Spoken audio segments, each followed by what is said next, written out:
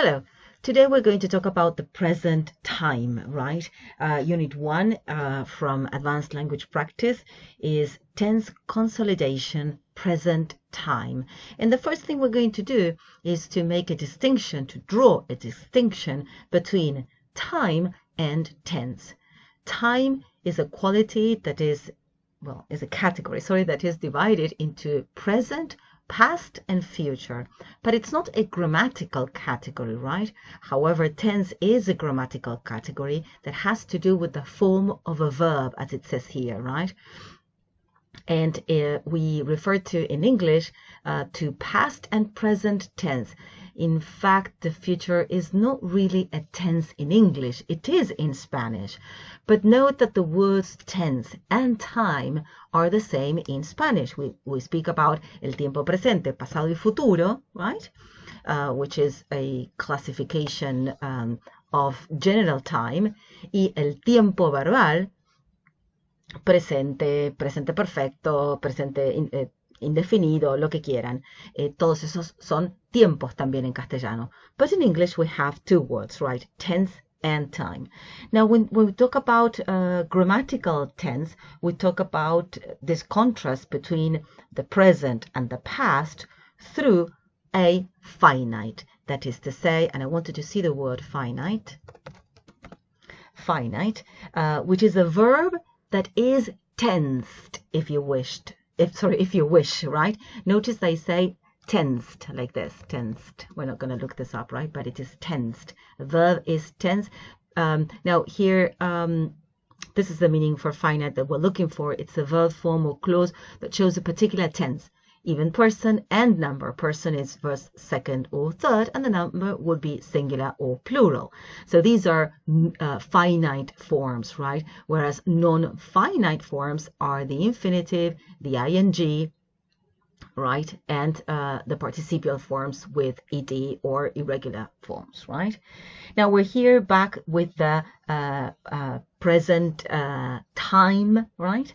And also remember that there's another category which we used to talk about verbs when they are conjugated, which is aspect, right?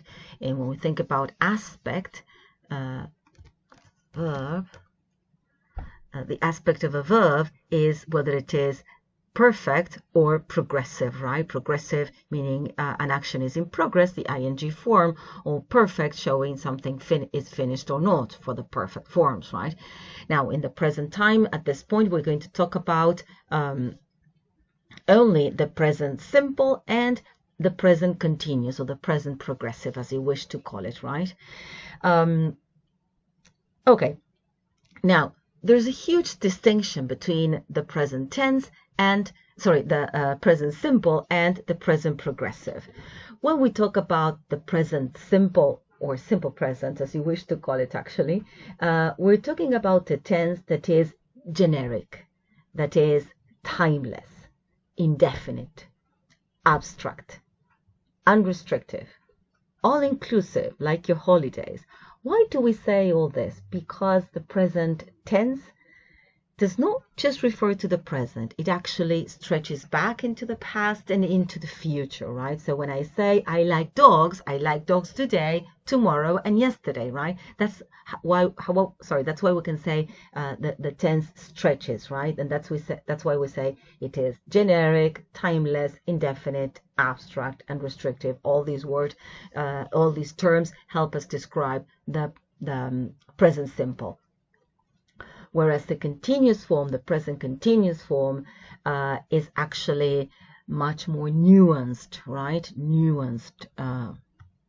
It has more variety. This is the word I'm going for, right? It is more nuanced in meaning, right? It may refer to something that is in progress, right? Something that is happening but not in progress at the moment of speaking. It may refer to duration. It may refer to repetition. It may be just temporary. The focus may be on the fact that it is unfinished. So actually, while the present tense is very generic, the present continuous form can have different meanings, right? Okay, let's go to the meanings that you find here in Unit 1, right? Point number 1 says that the present simple is used for facts, for habits, and for states. So a fact will be something that is always true. We refer to this as eternal truths, like water boils at 100 degrees Celsius, or people like to gossip, or I am 53, right? We also see this in proverbs like actions speak louder than words, or I don't know, honesty is the best policy, or a rolling stone gathers no moss, and whatnot. We also use the present continuous for habits, right? What is a habit? A habit is a certain repetition of an action, but with regularity, right? So we repeat with a certain regularity. So British people drink a lot of tea, possibly every day. I do too. Anyway, so there has to be a habit that is repeated quite frequently, right? Sorry, I forgot to mention that other facts are professions. For example, he writes music, she translates, she teaches, right? Also for abilities, he speaks English well, he dances well. Okay, apart from habits, we also have states, right? I don't like gangster films. She likes living in Buenos Aires. I like the Fringe Theater. I enjoy reading books, whatever. All of these are states, right? As opposed to these three meanings for the present simple, the present continuous can refer to an action that is in progress. But look at this. Let's have a look at the two sentences here. I'm staying in a hotel until I find a flat, and the dog is sleeping on our bed. Now, when I say the second sentence, the dog is sleeping on our bed, I am referring to an action that is in progress at the moment of speaking. Just like now, I am speaking, I'm recording a video, I'm talking, I'm listening to a dog barking. I don't know if you are.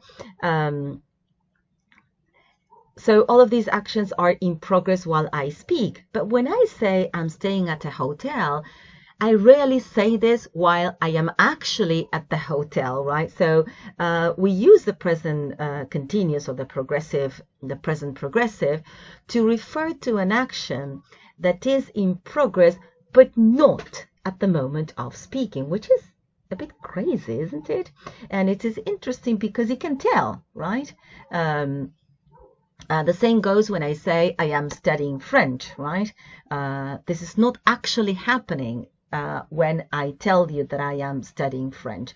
What is interesting is that we understand the situation, right? And for example, we also have an expression in English that is, how are you bearing up, right? Especially when you are going through a difficult situation, right?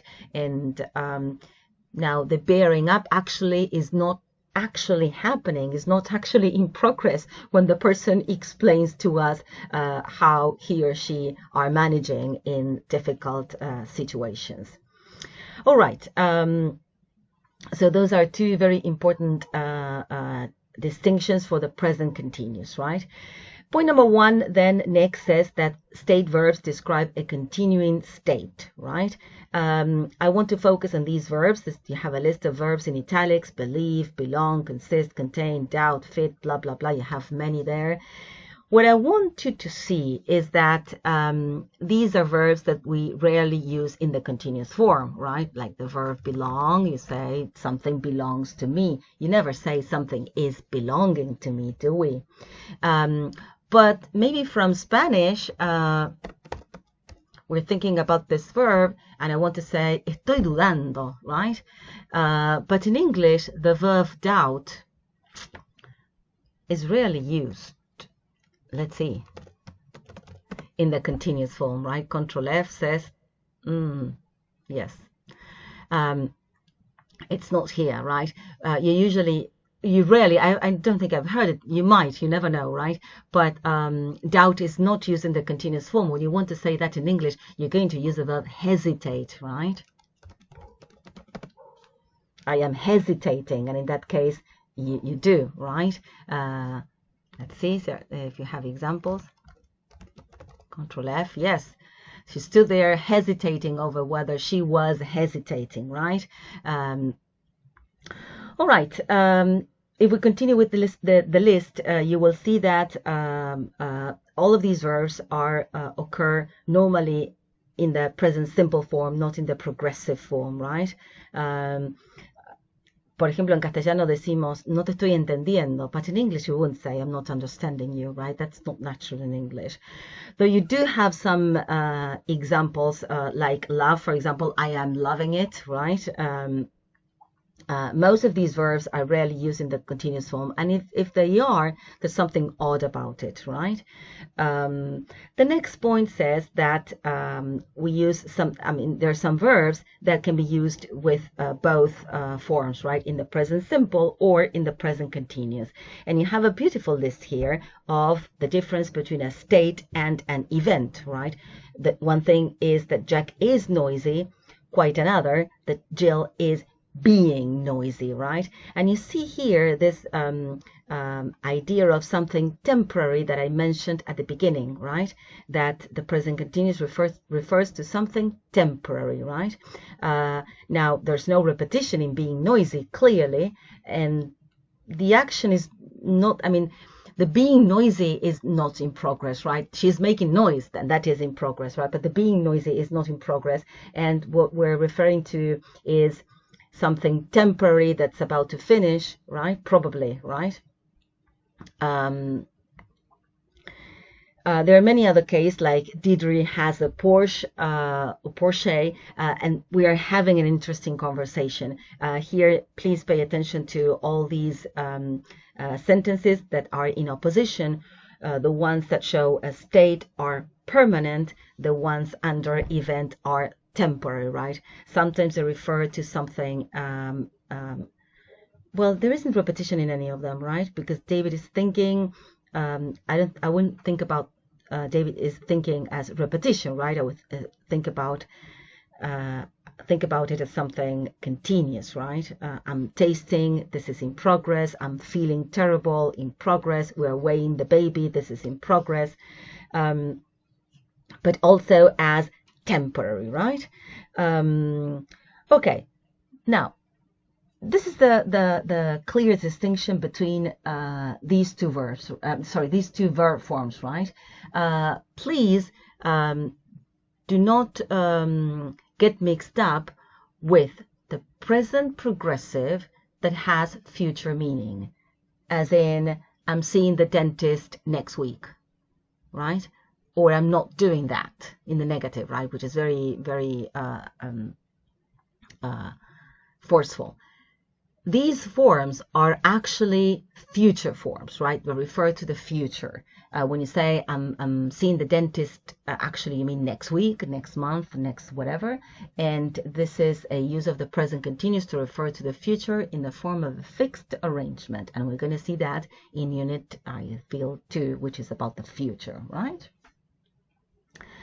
Okay, now we're going to move on to something else. We also use the continuous forms specifically in certain cases, right? There are certain verbs that take the continuous form. For example, you say, I am standing, I am sitting, I am lying. Sitting, lying, and wearing are full verbs that occur typically in the continuous form. Also, we have many polite forms, as in I am writing to you to let you know, I'm looking forward to meeting you again. These are polite forms. We also use the present continuous for politeness. Are you looking for something? I'm hoping we can meet sometime in the future. So we also use the present continuous for politeness. All right. Now, another thing I want to tell you here is that there are many verbs that have a very unusual spelling. Die. Yes, the form for dying has, oh, I need to click here. That's a shame. The ing form takes a Y, right? Dying here. And the same happens with the verbs tie, right? The ing form will take y-ing. Oops.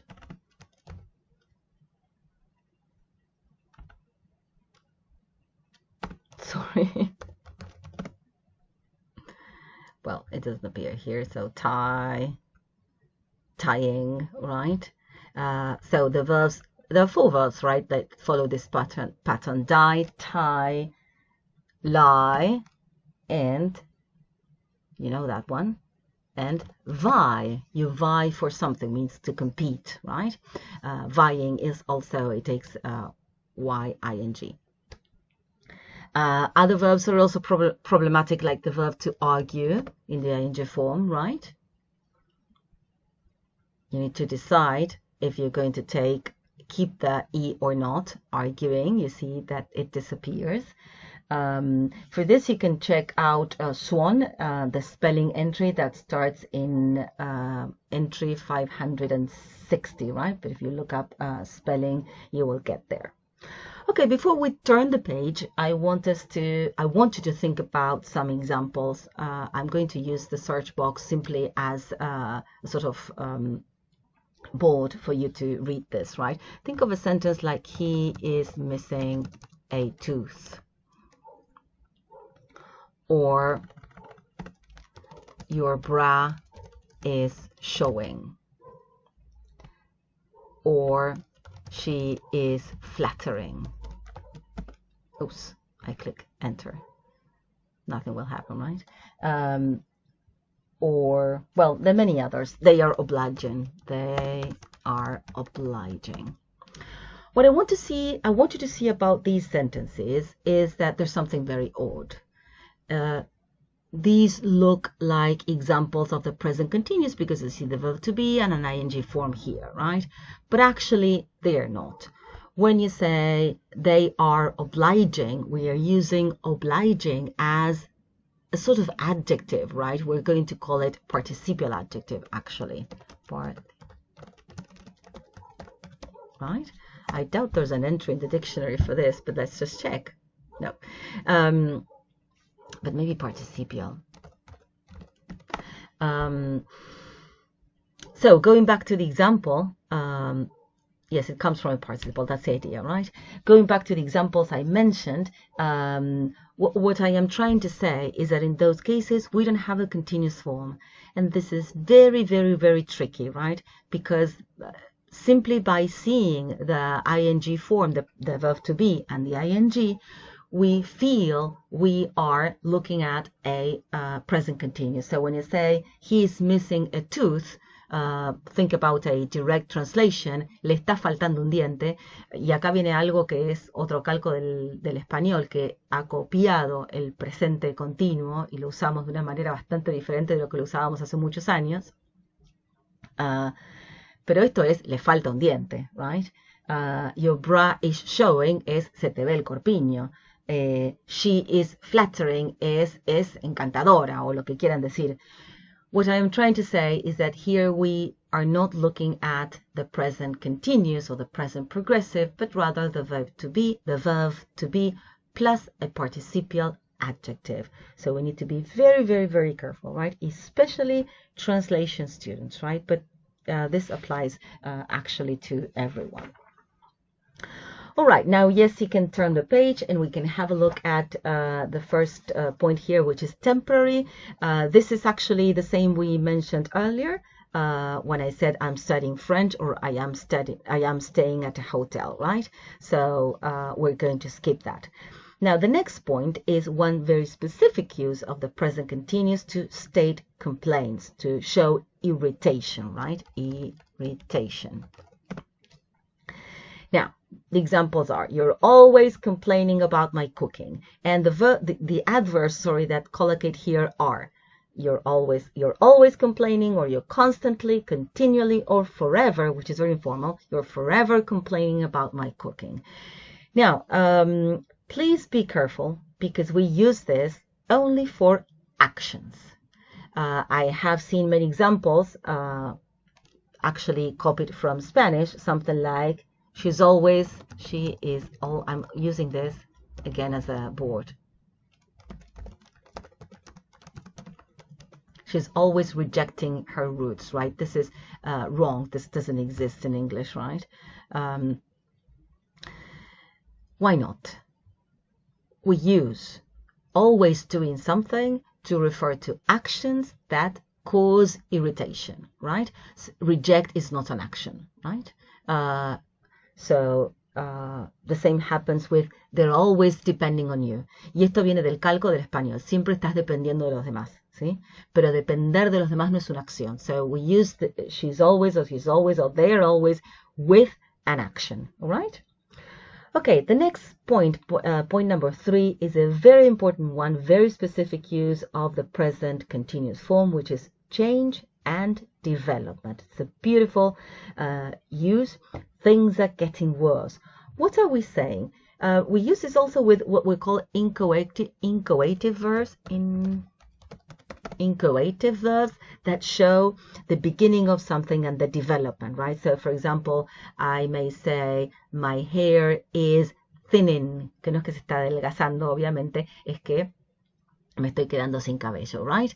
Or my hairline is receding, you know, hairline is receding. También me estoy quedando sin cabello, pero la idea es que cada vez tengo menos desde la frente, ¿no? Now, this is a very useful example, right? There are many others I want to share with you, like he is getting angry, it is growing dark, they are turning brown, we are running low on sugar, the carpet is wearing thin. All these examples are examples of change and development. That is to say, a very gradual process, right? I have another example here that says the increase in traffic is becoming a real nuisance, right? Very nice example of change and development. Something changes and begins to grow, right? We also use it for trends, right? You know, trend. I think a trend for many years in Argentina is that people are wearing hats, right? And there's a growing trend towards later retirement. So people tend to retire less frequently. So people are retiring later, right?